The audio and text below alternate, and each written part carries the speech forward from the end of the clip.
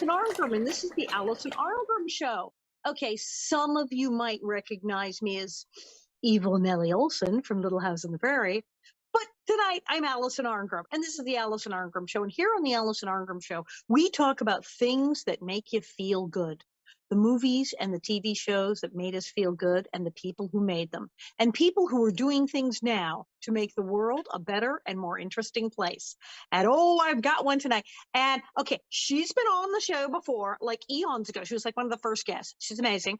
And she's back because she's working. She's working. She never stops working. And it's so incredible because she's someone who could talk about her career that goes on for decades and decades and decades if she wasn't working and have still be able to do like 97 interviews. But it's like, oh no, my projects that I'm in right now. Hello. Yes. Ladies and gentlemen, currently hardworking woman in show business and four-time Emmy winner, Michael Learned. Hi, Alison. How sweet of you to have me on. I am so happy to have you on. How are you? I'm pretty good. I cracked a couple of ribs, so apart from that, I'm really good. But I know. Well, it's as painful. I was just saying, so the tap dance number is out for tonight. Yeah, for today, just today. For today, yeah. We'll do it. Just do a little slow movement. Always the trooper, and I've technically worked with you twice. Right, because we did the Life Interrupted thing where the and came that in was fun. Wasn't it fun? That was I had such a good time doing that. You came in and it was like, don't worry, we will finish on time. And you were like, yeah, right. Look, if we're here for 14 hours, it's okay. I brought snacks. I've invited people over. I brought my wardrobe. It was I'm glad I did that. Thank you. You were, yeah. And of course we did amazingly, miraculously did get out on time. And Steve Wishnoff sends his love. But yes, you were always amazing and always a trooper and have been working since time immemorial. But both of us are coming up on the 50th anniversary of our television shows. No, I'm there. I think you're the next. You're next year. You're 20 again, 1973, because you're 1 year ahead of it. Because Little House on the Prairie will have its 50th anniversary of its first airing in 2024. We're 74, and you're 1 year ahead of us. You're coming up on the 50th anniversary of the Waltons. I thought we are in it. I think this year we're in it. We're in it. Oh, I'm looking for a Kleenex here. We're in it. I feel like I would hand you one, but thank you. I can't. So you were the ultimate TV mom because you're ahead of everyone else. As Farland always reminds her, remember, she's 1 year ahead of Caroline Ingalls, and she's ahead of Carol Brady is like ahead of all of the famous TV moms. You're the TV mom before any of the famous TV moms got popular in the 70s. There were others, but they were mostly on half-hour shows. I think there weren't any mothers that I can remember. The first year of shooting, and one of the sound men, his name was Bill Flannery, and he said, this show is going to do wonderful things for you. And I looked at him, I thought, pouring coffee, I beg, there's no way. And it had, and I think it started a whole thing of mothers being interesting, that mothers aren't just nice and serving cereal to the kids all the time.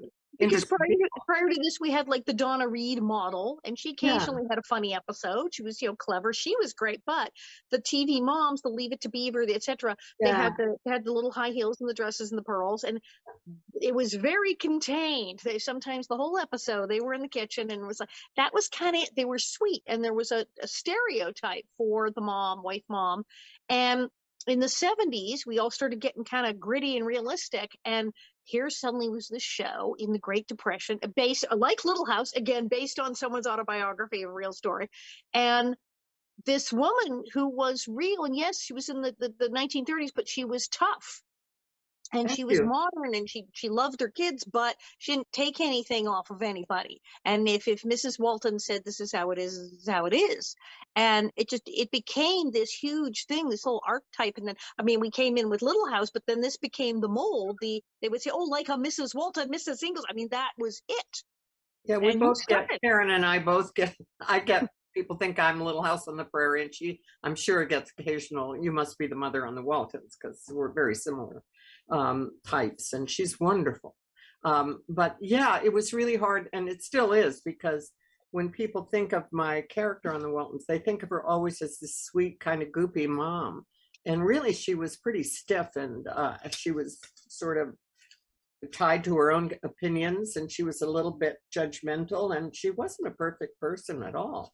And we struggled for that because Earl was writing about his own mother, so therefore he had to be gentle. You know, he was worried about. He loved his mother. Not going to say my mother was that hard. Yeah, right. No. But it was the Great Depression. People, you know, there was not enough to go around. It was like, well, this is all lovely. We have all these children, and we're this happy family. But you know, hey, we really don't want to starve. Right. So you had to be tough. Yes, yes, you're right. Yeah, and they were. And his mother, I've met his mother, and she was a very nice woman. But, you know, you had the feeling that under that niceness, there's a woman of great strength and a little bit of steeliness that she had to have to raise all those kids, for one thing, and not go crazy. Right. Well, yeah, and my father actually did grow up on a farm in the 1930s in Saskatchewan, and the tales I heard of how hard that was. So yeah, that's hard work. And Saskatchewan was tough back in those days. You know, I'm from Toronto, so I know. Oh, you know well, yeah. And he had 10 brothers and sisters, and yeah, so it was yep. So you just became iconic. But the crazy thing is, as you said, you're saying, oh, this is really going to do things for what. When you auditioned for Mrs. Woman, you hadn't the slightest idea what you're getting into. You didn't know this was going to be a series. You didn't know it's going to be. You had no idea. I had no idea, and I wasn't right for the part. They were looking for a woman with long red hair in her 40s, and I was 32, and my hair was about as short as yours at the time. Yeah, there was a woman at CBS who was the head of casting who went to bat for me, and I think she really got me the part. Her name was Ethel Wynant, and I always thank her when I talk about it, because I think if it wasn't for her, it never would have happened. I heard years later that she wrestled Fred Silverman to the ground over me because he didn't think I was right, and he was probably right. I mean, I wasn't really what they were looking for at the time, but she said, "No, she's the one, and you've got to take her." And thankfully for me, he did. And that's the thing. It's often not the first person we think of. It's chemistry. It's chemistry between the actors. I mean, on Little House, we had totally unlikely actors like thrown in together, and it just like it worked. And boy, did the Waltons work. That show really worked. So did your show, and you were wonderful in it. You play a real nasty girl. And you're a sweetheart. You guys totally got all the Emmys. You totally stole the place when it came to Emmy time. First, that's all. We were kind of the older ones, but you, I mean, you were so good on that show and so cute. You were likable. You were a nasty, likable little girl. You had to like her. I don't know how you pulled that off, but you did. I know. I had so much fun doing it. And it's true. It's like people at the time were like, oh, I hate you. And now people kind of go, yeah, I love to hate you. Now people have sort of grown up and gone, it was the spark. Yeah, we liked her.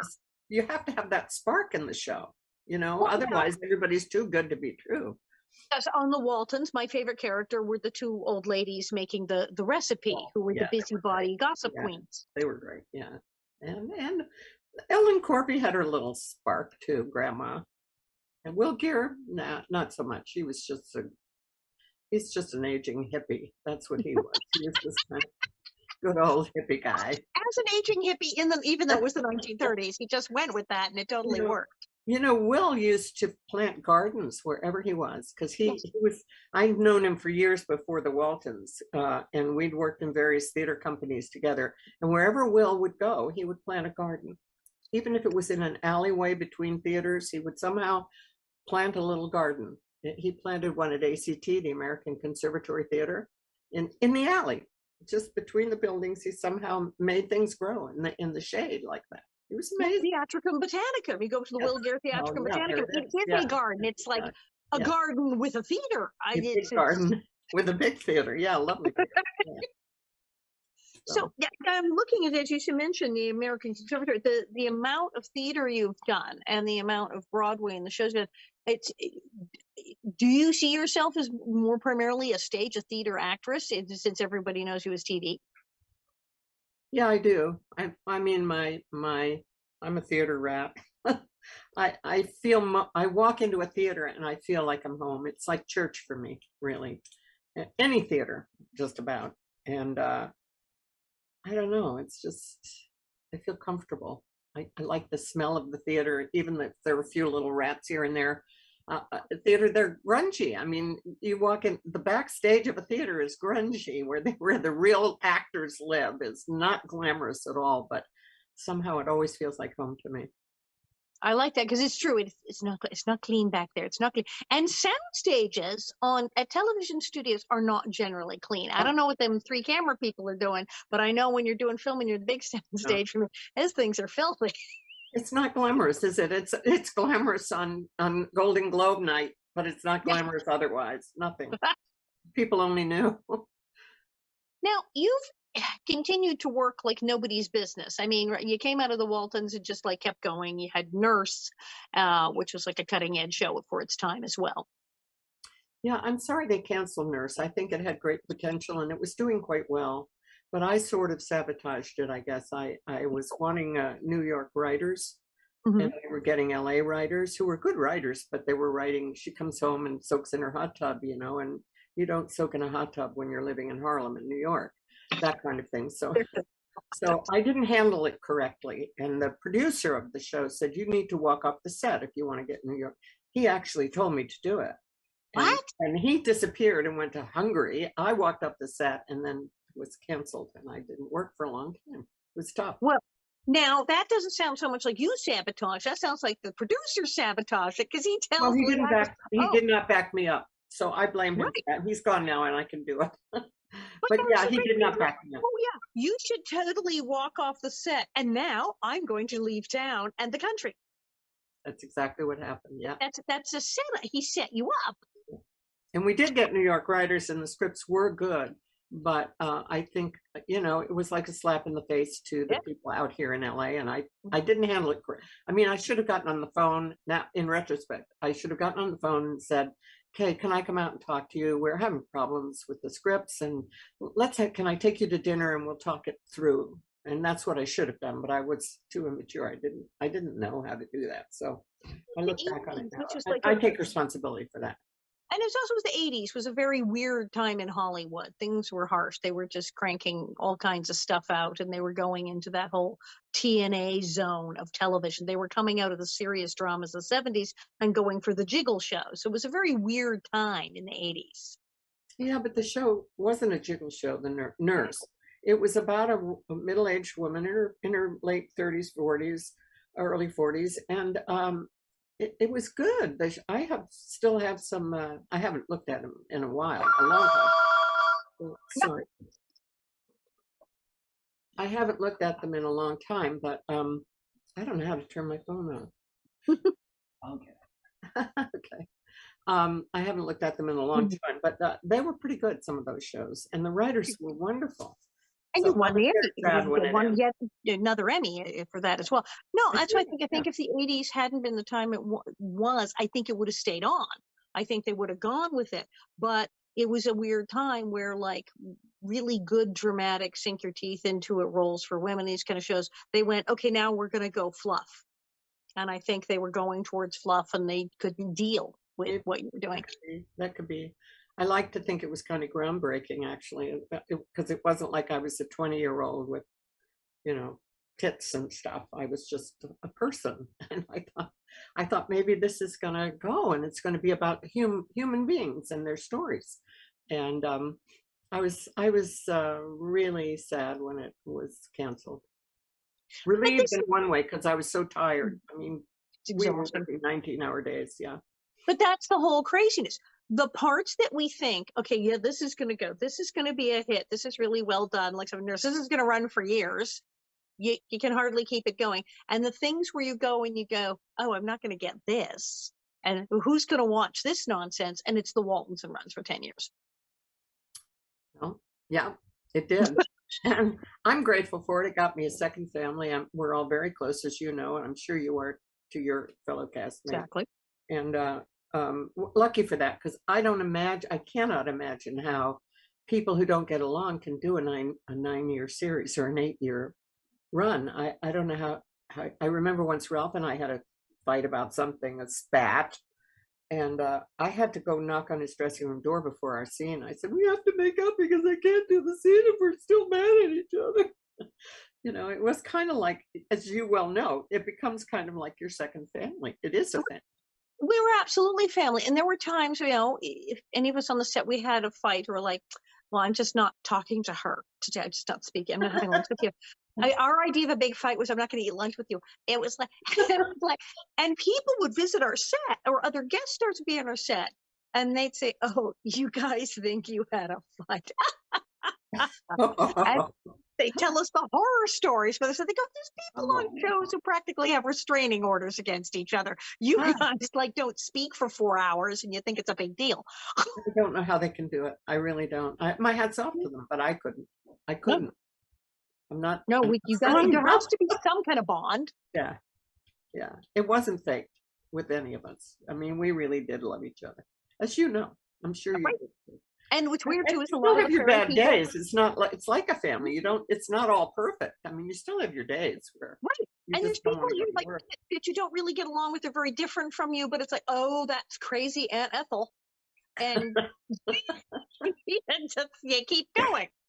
And it's so weird. And then of course some of our Walton people and our Prairie people are friends. As you know, we all sort of cross-pollinate and everything, and Mary and I and everybody, we're all talking to each other. It's craziness. Now, you have continued to work. As I said, you are still working. You just did I watched the trailer just today for Second Acts. Now, this is actually a short, and it's going to festivals and stuff. But I just watched the trailer. It was fabulous. Well, a man named Jerry Pass, who is a manager and a producer, and he came to me quite a while ago and said, I'd like to manage your career, manage you. And I said, I don't need a manager. Thank you very much. It's very nice of you and all that. And so rather than going away pissed off, he brought me this lovely little script and said, I'd like you to do this. And so I did it, and we've become very close friends. I thought that was so generous of him, and I loved every minute of shooting that little love story of two people my age finding each other again after years of being separated because of race. Yeah, and I was wondering that's exactly, and it's addressed directly. She even talked about that in their day, in their youth. Absolutely, there was no couldn't have interracial dating, and here we are as an older couple going, well, I guess we can go out. Yes, so yeah, I love doing that show. It was nice. It's very, very short. I think it's 15 minutes, if that. And it's just sweet. But it's winning at festivals, so clearly you've got something there. Well, thank you, Jerry Pass. All right. I always thank him for coming back. Then it's okay. So this movie, this is such a huge deal. This is a huge thing on Netflix that we're not, because it's a working title. It's one of those things where it's like, oh my God, we can't say the title yet because they're not sure. And they're talking about the mother, but without naming names, you actually play the grandmother of a serial killer. I do. Yeah, there's nothing so blind as a doting grandmother. But yeah, that's a Ryan Murphy Netflix deal, and I was thrilled to be asked to do it. But it was tough. You know, it's a tough premise. And Evan Peters plays Jeffrey Dahmer. And he's so lovable that it was easy for me to forget that he was really a serial killer cutting up in her basement, you know? And that's usually not the first thing you hear when someone says, yes, the guy playing the mass murderer was so really lovable. So not like that, like what he plays. And it must get to him eventually, I would think, but never complained. He was there always on time and came and introduced himself to me and made a point of coming to say goodbye on my last day. Very sweet guy. And so we'll see. It's I don't know, it's tough to be part of something so dark, you know? I was going to say, that's a very dark thing. And I mean, this is huge, but I'd heard about that they were going to make this eventually. And it's like, oh my God, they finally made that. I'm like, oh. And, you know, I'm one of those people who likes like the crime stories and reads about serial killers. So I'm like, yay, I really want to see this. But I remember reading things about, that his family and his grandmother, that he was very close to his family. And everyone was just in the dark, just like, no, he's fine. What? Yeah.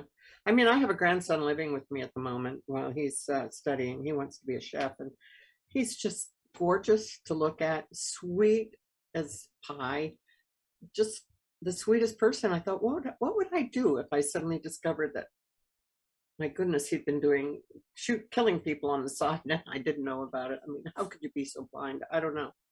The very denial. But that's, people. Dahmer was literally cutting people up in her basement. No idea exactly. And I remember her, it was in Ohio. Wait, he would have been right in her. And that's the thing when people always say everybody was, somebody's baby, everybody's got a mom. That's the thing. Even the worst people, their own families going, no, he was a nice kid. What? I know. And it's somehow, I don't know what it is. I guess because we all wonder how someone can turn out to be like that. That there is a certain fascination. I watched a lot of the videos because I was trying to do research about her. And there were a few videos where I could see her she walking around the house, but I didn't get much out of it. But then I watched a lot of him, and he was very articulate and smart and very good looking, but something dead in the eyes, just really, really dead and frightening because he was so on it. I mean, he was not in denial himself about what he did. He knows exactly what he did. Right, Judge, he was found sane at his trial, although he was died. They later said this person's very ill. He was legally found sane. Yeah, that I don't understand. I don't see anybody who can do that can be sane. But found sane. They went, okay, you're very ill. There was they had a whole list of things that were the matter with him, and they said, but you knew where you were and what your name was and what you were doing when you did it. Right, exactly. And he did, and he says so. But he did say in one interview I heard, he said, I think there was something wrong with my brain when I was born, some part of my brain. So in that sense, he was acknowledging that there was a part of him that he couldn't control, I guess. I'm not excusing what he did. It was unbelievably horrible. That's how he says. He said, seeing your own grandson and going, what if my grandson seems perfect as the bodies in the basement? I would still love him, I would still love my grandson. I would. If I found that out, I would still love him, but you can't condone it. My son, one of my sons, when he was little, said, "Mom, would you tell on me if I killed somebody?" Years ago, he was 9 or something, and I said, "You know what? I probably would. Couldn't let you do that. I'd probably want you to be put in jail, but I would come and visit you every single day." I would.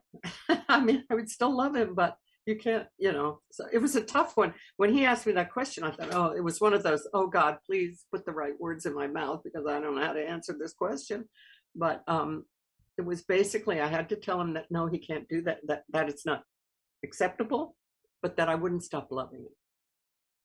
And that's a hell of a quick, because he says, he said, kill someone. And I mean, I know people who've said they told their kids, oh yeah, I'd hide the body. And I'm like, yeah, it's probably not a healthy answer. No, I agree with you. Thank you. Yeah, no, it's not acceptable. But I like, it almost becomes hilarious because so sweet. It's like, no, really, you can't kill any. Killing people is bad. And I would absolutely go, but then I would visit you in jail every day. Yes, I would. Every day. I'd bring pies.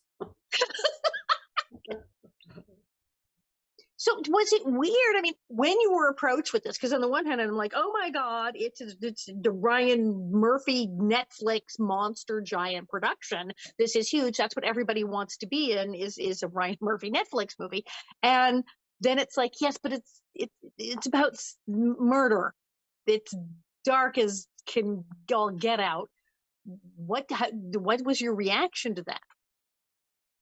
I was just glad for the job, quite frankly. I mean, I love to work, and I was ecstatic. I really was. I had to audition, which was tough. Right. At my age, I've never been good at auditions anyway because I get so nervous. And I didn't audition for the Waltons. I didn't have to. They just tested me with Richard and Ralph, which is a whole other thing. That's what you went right to. You've got other actors to work with. Yeah. So I had to do this audition, and I don't think I got it because of my acting, but I think at the end of it, they had to do a full body thing. Were you holding the camera? I can't remember. They had to do a full body shot of me. And at the end of it, I hiked up my boobs and said something. If I'd known you were going to do that, I would have worn a bra. And I guess it got a laugh. I probably That's probably the moment they went, so it's much her. luck in this business, you know? I mean, I'm sure there were many actresses who could have played the part better than I, maybe. But you know, you just have that lucky moment. A lot of it is luck. Don't you Well, agree? right. And you never know. I mean, when you think of like how many people audition for things, it's like, you know, you have 8,000 other people audition. But this is also fascinating because I was just talking to my friend Sue Hamilton, who's a director and acting teacher. Okay, you are an incredible actress. You've been working for years, a 4-time Emmy winner. And you just said, I get nervous at auditions. I do. It's like operating on a baby without knowing how to operate for me. I mean, it's that kind of terror. They said that an actor, I don't know who they are, but they said that an actor on opening night of a theater production has as much adrenaline running through his or her system as a jet fighter pilot in battle. And I can I believe believe that. this. I believe it. Yeah. I believe because I think one of the things I think that you know, everyone has their addictions and there's, you know, the coffee, the sugar. But I am absolutely, I'm an adrenaline junkie. And I don't jump out of planes, but I get involved in strange theatrical productions that cause me to be completely terrified before going on stage. Really is. And after you've been in it for a week or two and you sort of settle into the role, then it gets less nerve-wracking. But on opening night, I remember once I was doing Private Lives and I had a cigarette holder. I don't know if you can see my hands. I had a cigarette Mhm. holder and I was shaking so much that trying to light the cigarette holder, the cigarette went all the way, full circle, all the way around my face. And I finally got it lit and the audience applauded. It was so obvious that I was just a wreck. It was very sweet actually. Yeah, she finally got it lit. How do you do? How I would say, how do you get through your nerves for an audition, or do you? I don't. I mean, I just do it. Sometimes it can work for you if it's a drama and you have to be emotional. You can use your nerves. But if you're supposed to be funny, or if it's just sort of a regular whatever it is, you just I think you fall back on your craft and your experience, and you hope somehow that you can overcome what's really going on inside. The knocking knees and the handshaking and all of that. I don't get quite as nervous as I used to when I was young because I'm old now and it's like, okay, so what? What could be worse than looking in the mirror, you know? So I don't get quite as nervous. But incredible. And as you said, having to audition, that's a whole thing that people who are not in the industry don't understand is that, yeah, people now who we think of as terribly, terribly famous have to audition. I audition. And I know there's a lot of people at home who maybe not in showbiz are going, why don't you make Michael learn an audition? Don't you know what you do? But that's how it is now. I mean, ego comes into it too, you know, in that there's a part of me that goes, don't you? I mean, when in this business have you proved yourself? Don't you ever prove yourself in this business? I mean, come on. I've been around for 50 years.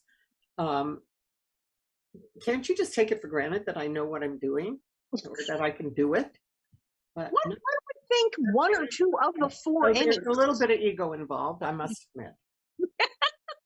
It's like, come on, for God's sake. Well, I mean, in a way, you're making me feel better because I've been going, well, if the lady who's got 4 Emmys has to read, I guess. Well, good. I'm glad I make you feel better, but it's still a little I, I just have a TV Land award. That's all I have.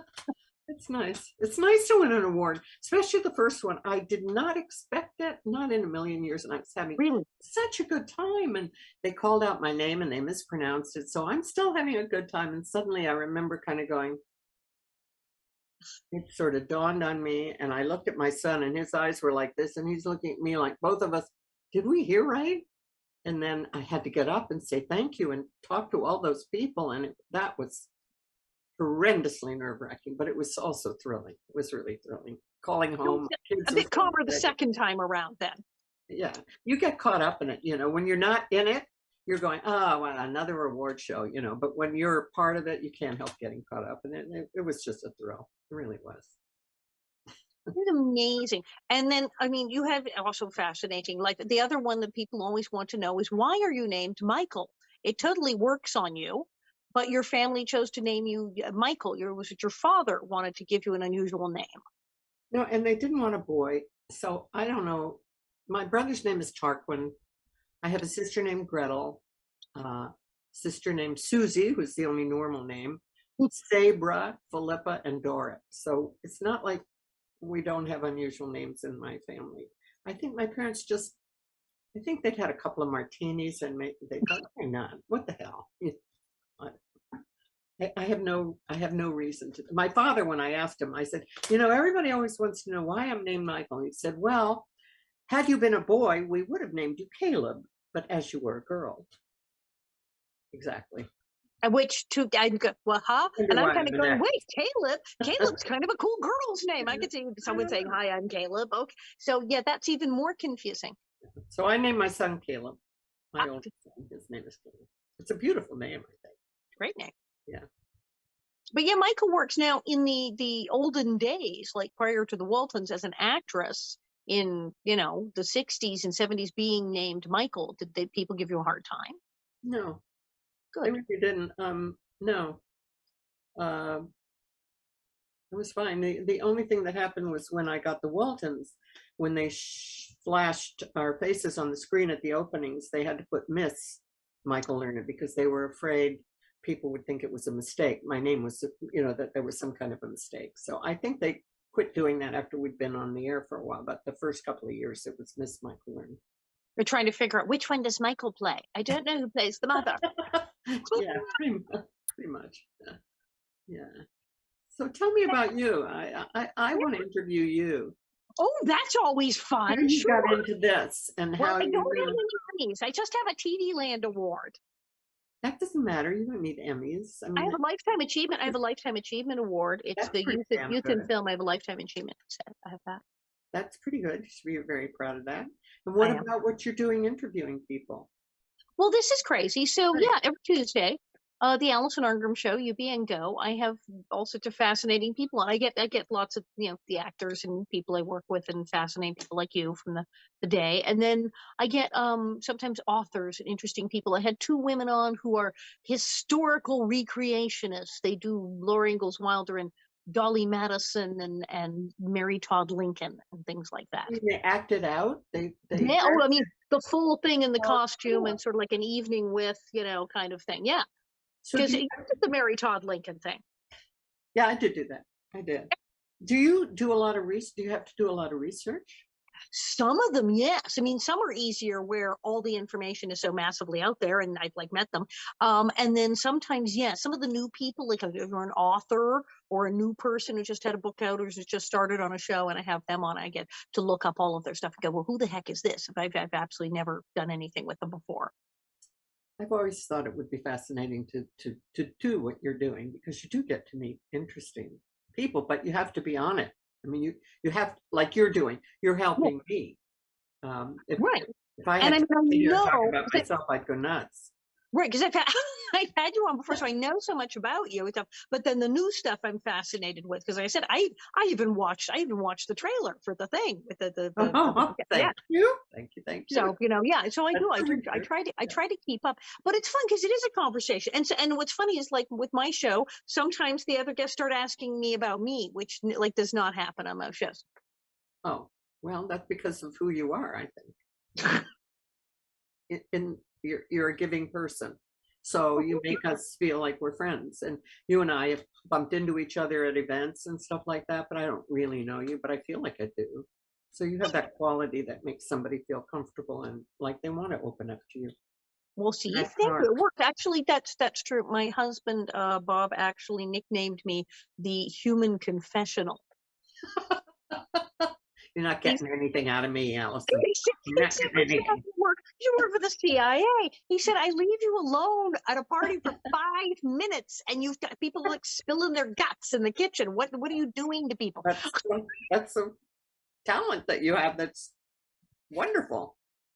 It's very convenient. But yeah, that's like, granted, we were both on hit family shows in that 1970s period. So we went to all the things. We went to all the stuff, all the telethons and the parades and the what have you, and all the things at that time. So we were all in that weird category. The one I got mixed up with, and I still occasionally have people, because Susan Olsen played Cindy Brady.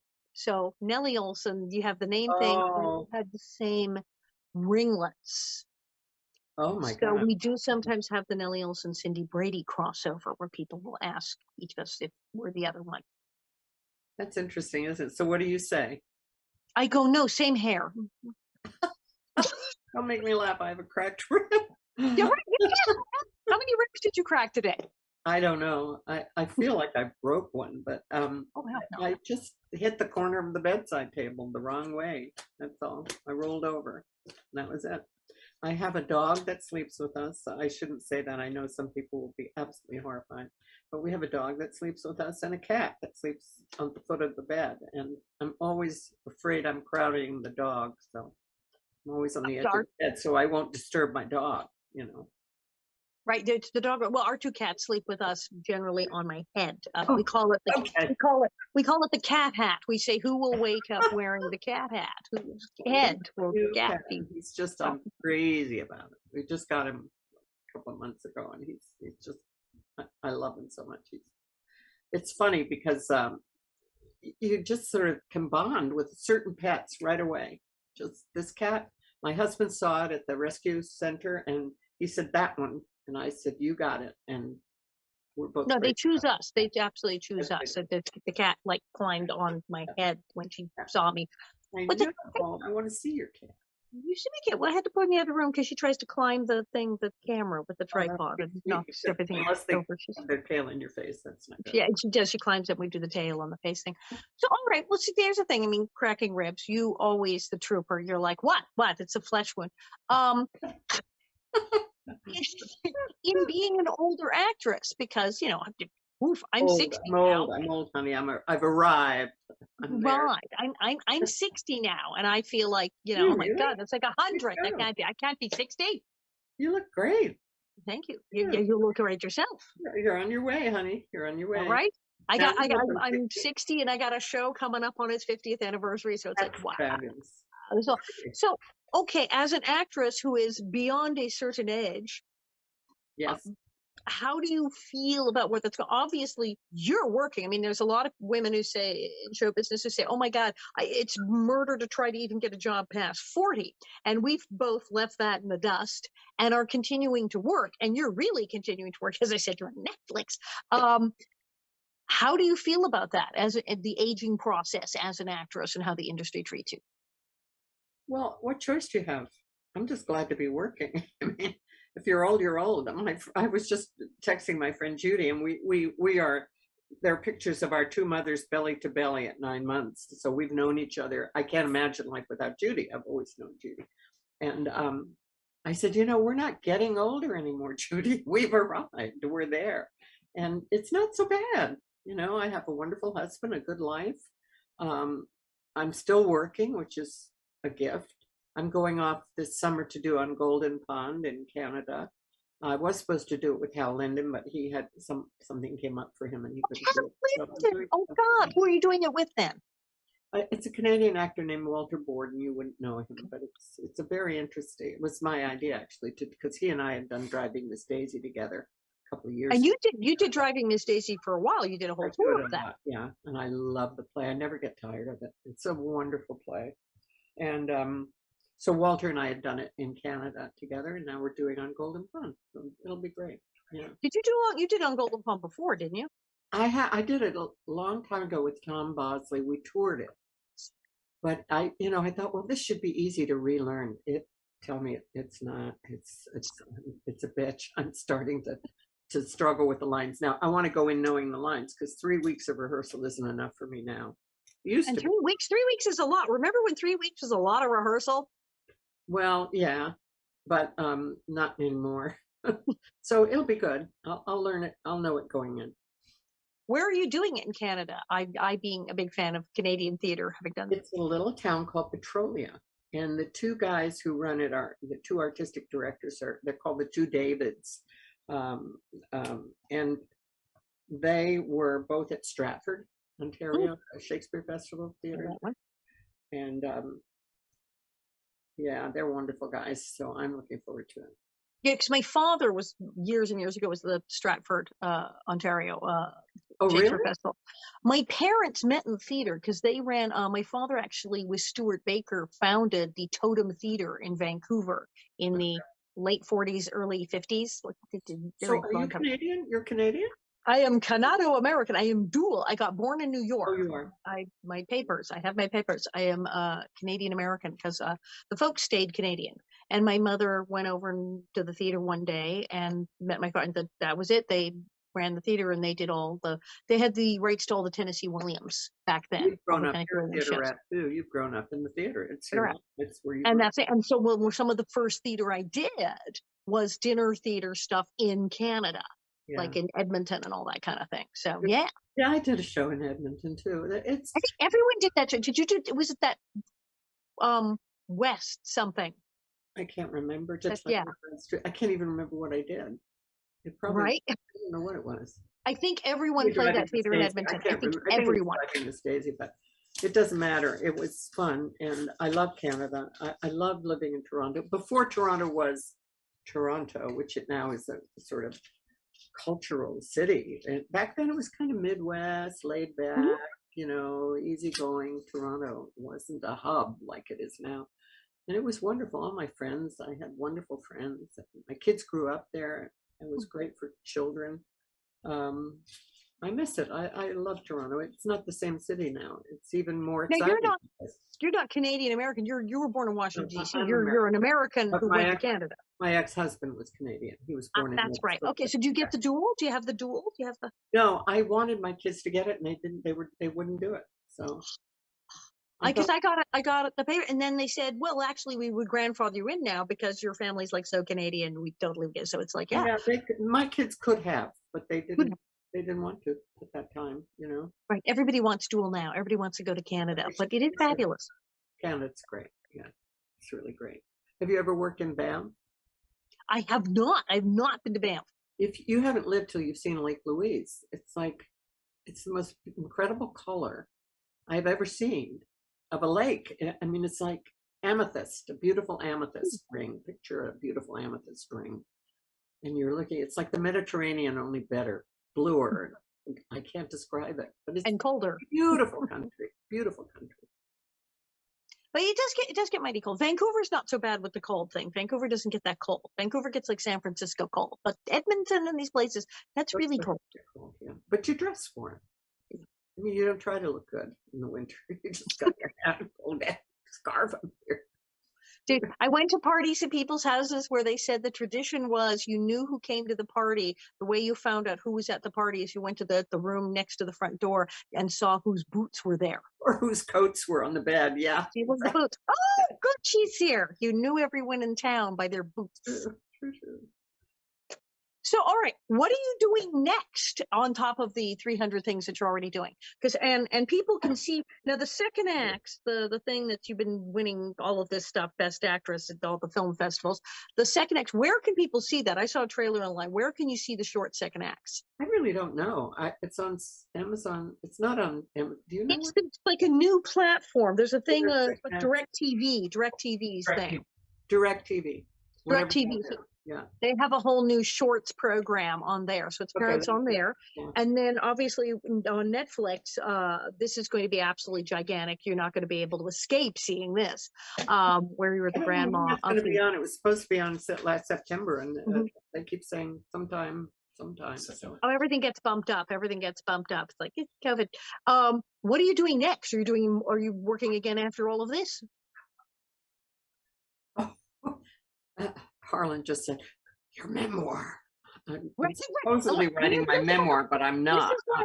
When we were in studio, Harlan would sometimes come and I would say, and now the invisible publicist has informed us. And yes, we're on Zoom and we still have the invisible publicist. He's there. He's right here, sitting right What's your memoir? Yeah, I have written a lot of stuff. But I never can sit down and go, oh, I was born on April 9th, 1939 in Washington, blah, blah, blah, blah. I don't even like reading that. Who cares? So I write down moments in my life or things that happen. And I haven't done a lot of writing lately, and I really want to get, it's bugging me to get back to it. I really have to get back to it. But that's the way to do it. I'm not interesting, but I have met some very interesting people. And I've worked with good people, and I've observed from the time I was 16 observed actors like Chris Plummer working and how fabulous he was. And he named his daughter Amanda Michael. He said he named her after me, Amanda Michael Plummer. Oh, wow. And I don't know if she's happy about that, but anyway, it was sweet of him. That's how you do it. It's the moments. I mean, it's really. Well, because that's what life is. When we remember our life in real life, we don't remember. Well, I was born, and then this happens. We don't really remember in order. We remember, whoa, the thing that happened when, and then that takes us back. And that's the fact. You start with something, a memory, a moment of something that happened that was so incredibly either distressing or hilarious, or both at the same time. What happened? Kind of like snapshots of your life. Snapshots. You really start there. You start there, and then at some point you can go, oh yes, I was born in Washington D.C., and then we moved to the by the way, yeah.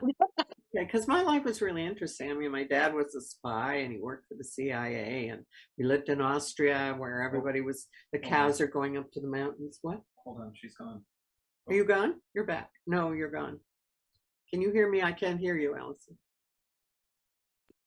I am unmuted now. I can hear you. Unmuted now? I got muted. We don't know why. Say that again about your father being a spy. I was telling you that my father. Can you hear?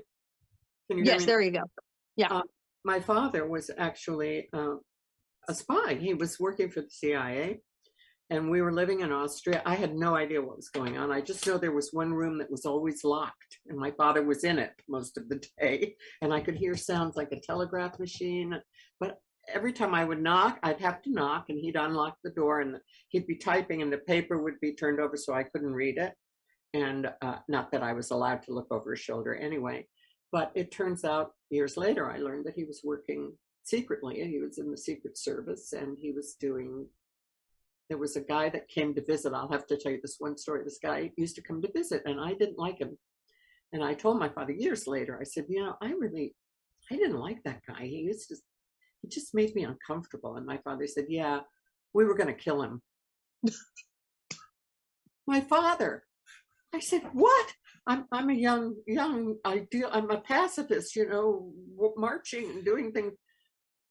I said, how? And my father went like that. No. So you wonder why I'm screwed up and an actress. That's why. Well, you said you didn't like the guy, so apparently he'd done something horrible that he wasn't a good guy, I guess, because my father. I love my father. Enemy, but he was a Nazi or something. It's like being the grandmother of somebody who's done something as bad as Jeffrey Dahmer. Right. Love is love, That's a book. That's a book. It's like, and then we're having a lovely time. We're in Austria and we're running through the flowers. That's why you might have to kill somebody. I don't know. And all this other stuff was going on. I had no idea. None. For us, it was just delightful. We went to the little village school. We learned to speak the language. We wore dirndls. We watched the cows go up into the mountains with flowers around their horns and all of that. It was like Sound of Music. It was. It was fabulous. With Nazis, apparently. And behind all that was occupied by the Russians and the British, and my father was doing his stuff.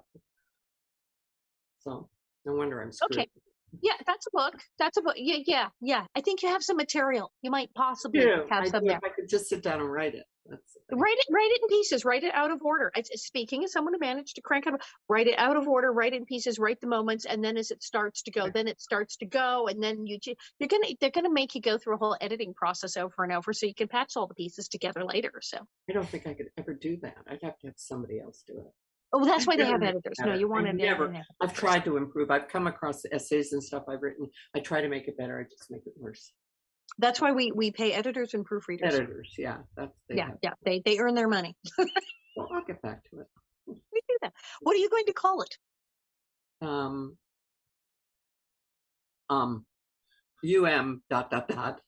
know. Right? That's the title, actually. Actually, that would be bad. Because half the time I never knew where I was or why something was happening. I mean, Michael's memoir. Michael's memoir, he said. No, I don't know what I'm talking about. Where am I? I've never thought about a title because I haven't written the book. I just got snippets. It's like a patchwork quilt, really, which is what you're talking about too. Yeah, it starts with the pieces. Starts with the pieces. It's fine. Yeah. So a lot of all right. I'm backing you up on this. I and the Invisible Publicist are backing you up on this, that you need to write the book. And okay, so everyone, yes, stay tuned to Netflix for the incredibly horrifying and in-depth movie about the serial killer, about Jeffrey Dahmer, and you'll see Michael Learned. And then on DirecTV, they've got the shorts thing now, and you can see her in that, which is absolutely incredible, the second act piece. And also stay tuned, because I'm figuring we should all be on Amazon pre-ordering your book anytime now. Totally looking forward to that. Thank you. And then she's going to be doing On Golden Pond. She's going to be doing that, so you can go see her in that. And she's probably going to have 6 or 7 other projects like by tomorrow morning, if I know what she's like. Don't crack any more ribs. Do write a book, and keep us all posted. You're a doll. Thank you. This is all right. Thank you. Thank you so much for coming on.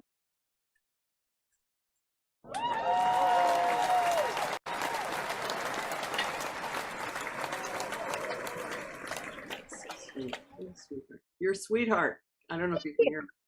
You really are. You make it easy. I found my way home.